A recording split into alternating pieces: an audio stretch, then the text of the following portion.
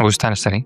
Ismim Shahribonu, 10-chi sinf o'quvchisiman. Zamaxshariy guruhida o'qiyman. Arab tilini yaxshi ko'raman, o'rganyapman hozirgi vaqtda. Zamaxshariy qanaqa guruh, shuni aytib bering. 3 ta guruh bor. Zamaxshariy, Xorazmiy, Shekspir bor. Bittasi ingliz tiliga qaratilgan, bittasi matematika, arab tiliga.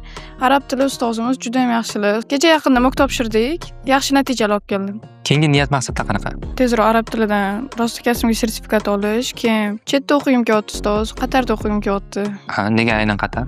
U yerda juda ham yaxshi o'rgatishadi. Qayerdan bildingiz? Borishgan uydagilarim. Uydagilarim ham o'sha yerda ishlari bor. Kitob o'qib turasizmi? Ruscha kitoblar o'qiyman. O'zbekchachi? Alpomishda o'qiganman ustoz. Yaqinda tugatdim. Qanaqadir rejalar qilib qo'yganmiz o'z uchun. Bu yil mana shu kitoblarni tugataman degan. Ha, ruscha kitoblarimni tugataman deganman. Bittasi tugatdim, ikkinchisini endi boshladim. Qaysi kitoblarni o'qib tugatdingiz? Qaysilarini reja qilib qo'ydingiz?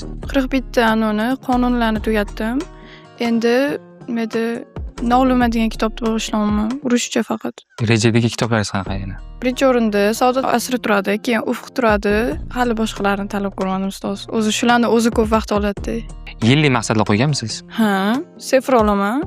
Keyin SATdan o'qiyman. Keyin universitetga kirmoqchi bo'lganda hammasi yopib beradi.